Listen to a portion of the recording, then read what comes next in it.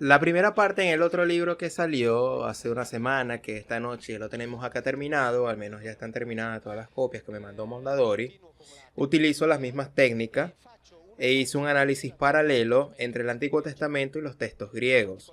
Principalmente lo hice con Homero.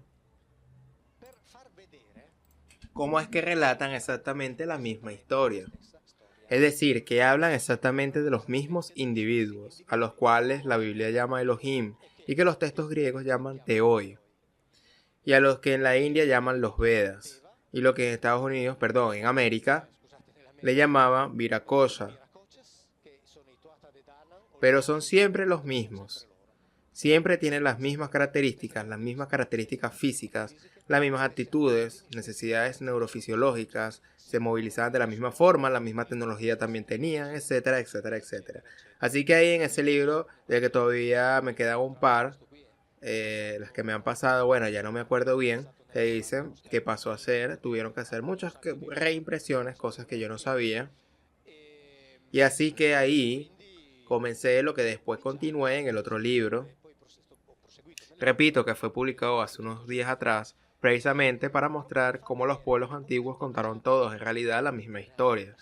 Si se aplicase la Ilíada y la Odisea, la misma metodología, es decir, la misma categoría exegética y filológica que se aplicaron en la Biblia, podríamos crear el monoteísmo homérico. Pero por suerte nunca se le ocurrió hacer algo como eso a un teólogo, porque de lo contrario estaríamos acá ahora discutiendo sobre la teología homérica. Pero por suerte no se le ocurrió eso a nadie, por lo cual nos limitamos a hablar de la teología bíblica. Pero las historias son iguales. Y lo interesante es que si nosotros agarramos una cosa de la que ya nadie habla, porque obviamente en ese momento, después del concilio de Nicea, cuando había un poco más de 40 o 50 cristianismos diferentes que eran predicados originalmente, Constantino reunió varios representantes en Nicea y les dijo: ahora ustedes de acá van a sacar solo uno. Todos los demás lo tiramos a la basura y lo hacemos desaparecer. Definan ustedes una verdad. Bueno, no me importa cuál sea, elíjanla ustedes. Y a todas las demás le vamos a declarar heréticas y lo vamos a hacer desaparecer. Y por votación eligieron la que creemos ahora, es decir, la que se enseña. Y si en la votación se hubiera elegido otra, ahora creeríamos en otra cosa. Pero eligieron esta, ¿ok? Después de lo cual todo eso que hacían y decían los primeros cristianos, obviamente, se fue buscando hacerlo desaparecer. Después, por suerte, escribieron libros. Como por ejemplo los de Celso, que fue el siglo II después de Cristo, y es cierto, Celso después fue declarado uno de los herejes. Y también, por ejemplo, los de Justino Mártir, que por el contrario fue declarado santo, uno de los padres de la iglesia. Ahora escuchen lo que dice Celso. En su llamado el verdadero discurso, en el 5.º capítulo, estamos en el siglo II después de Cristo, donde hubo varias creencias de los cristianos. Dice: bien, dejemos afuera todos los puntos que se pudiera refutar al que llaman su maestro, y considerémoslos un auténtico mensajero. Ahora bien, ¿fue él el primero y único en venir o vinieron otros más antes que él? Si intentan, está hablando de los cristianos, si intentan los cristianos afirmar que es el único, ahí se les puede atrapar una flagrante mentira y contradicción, porque afirman tajantemente que también vinieron otros, alrededor de unos 60 o 70 por vez. ¿Entendieron?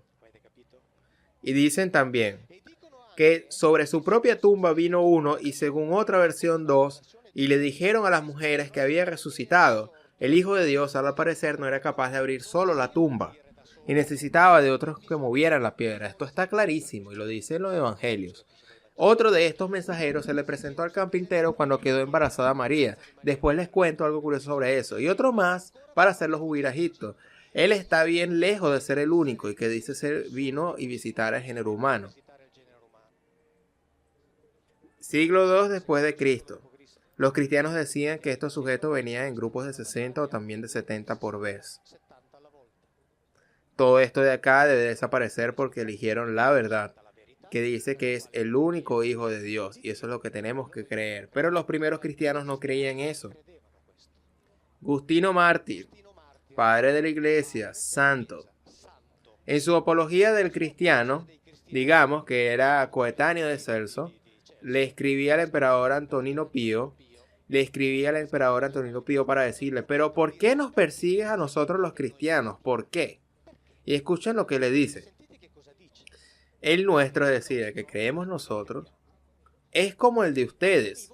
Usted sabe, de hecho, la cantidad de hijos de Zeus que había en las escrituras suyas, y que son como las nuestras. Hermes, el que es intérprete del Logos, Esclepio, que curaba, Heracles. Después, alguno intentará reprobar el hecho de que fue crucificado, que también esto es algo común entre los hijos de Zeus que nombré al principio, después del que digamos que nació de una virgen. Aunque esto también sea para vosotros algo común en la historia de Perseo, cuando afirmamos que él sanó a cojos y paralíticos. Todo esto es igual a lo que hacía vuestro Esclepio. O sea que el padre de la iglesia, santo, dice, pero ¿por qué se la agarran con nosotros? Porque seguimos a uno que es exactamente igual a esos que siguen ustedes, uno pagano. No hay ninguna diferencia y esto es recontraevidente. Y lo dice un padre de la iglesia, pero ¿por qué se la agarran con nosotros? El nuestro es como el de ustedes. Igual, no hay ninguna diferencia. ¿Entienden? Después llega el concilio de Nicea, el concilio después de Constantinopla, y a partir de ahí nosotros tenemos el credo niceo-constantiplano de un Dios omnipotente, creador del cielo, todas estas cosas que se inventaron ahí. Pero antes de eso no existía un grupo de 60 o 70. Tenemos también la bella historia de María, que recibe la visita de Gabriel.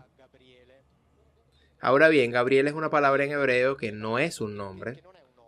Es un significado que significa función, Garberel, es decir, un poder que ejerce representación de él, y él es el singular de la palabra Elohim sintetizado, lo que indica los poderosos, aquellos que tienen el control. Así que el Geber de él es un él, es decir, el que está a su defensa, el que está en posición a favor de él, cambiando el largo vocalo.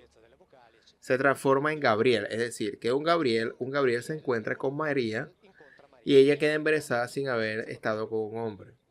Este tipo de cosas en el Antiguo Testamento se cuentan muchas veces, es decir, que muchos visitaban a las mujeres de la familia abrahámica, y después de que ellos las visitaban, ellas quedaban embarazadas.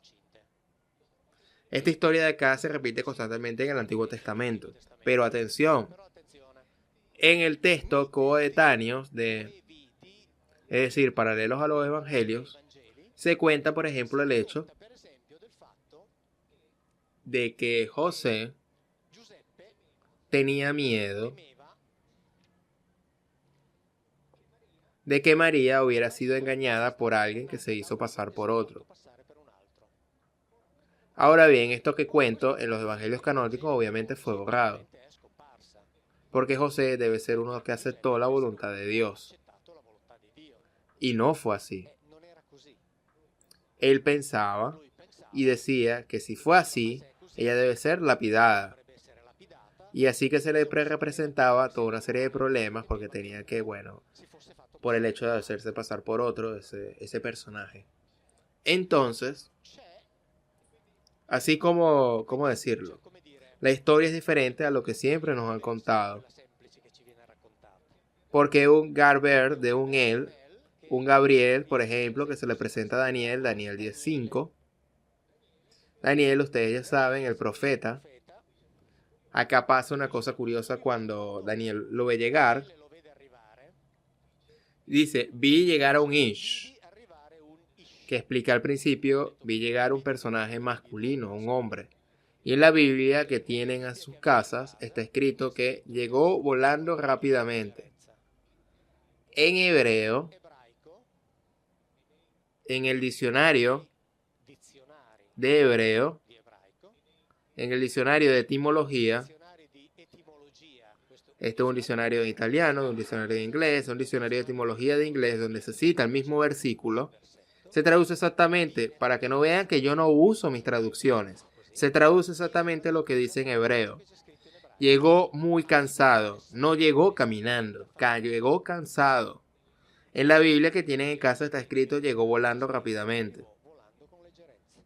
¿Por qué? Porque como Gabriel es considerado, bueno, un ángel, la metafísica, los ángeles tienen que llegar volando rápidamente. Pero Gabriel no es un ángel, por lo que llega cansado.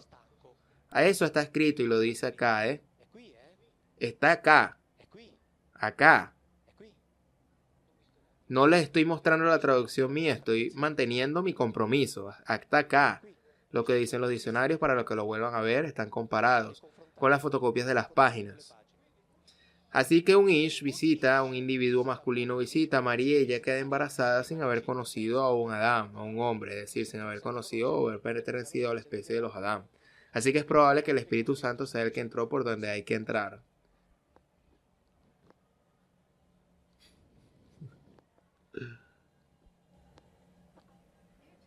Y el jesuita Jean Daniel, académico francés, teólogo, profesor del Instituto Católico de París, dirigió un estudio sobre este Gabriel, sobre la figura del Espíritu Santo. Como saben, en el Evangelio está escrito que el Espíritu Santo cubrió a la Virgen con su sombra y ella quedó embarazada.